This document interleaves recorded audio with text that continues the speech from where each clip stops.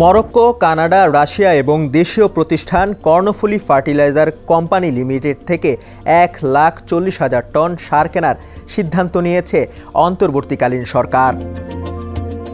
এর মধ্যে 30,000 ton urea, 70,000 ton MOP এবং 40,000 টন ডিএপি সার কেনা হবে।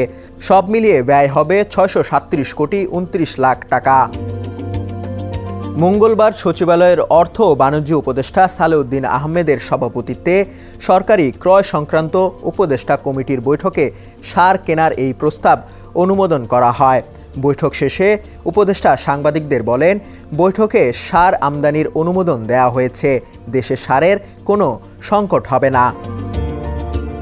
মন্ত্রণালয়ের একজন কর্মকর্তা জানান, সার কেনার 3টি প্রস্তাব বৈঠকে তোলে কৃষি মন্ত্রণালয়।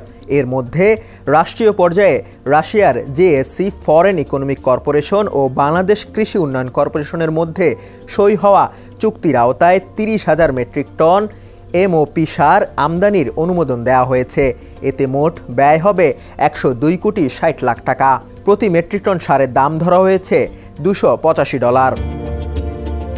রাষ্ট্রীয় পর্যায়ে কানাডিয়ান কমার্শিয়াল কর্পোরেশন ও বাংলাদেশ কৃষি উন্নয়ন কর্পোরেশন এর মধ্যে সই হওয়া চুক্তির আওতায় 40,000 মেট্রিক টন এমওপি সার আমদানির অনুমোদন দিয়েছে সরকারি ক্রয় সংক্রান্ত উপদেষ্টা কমিটি।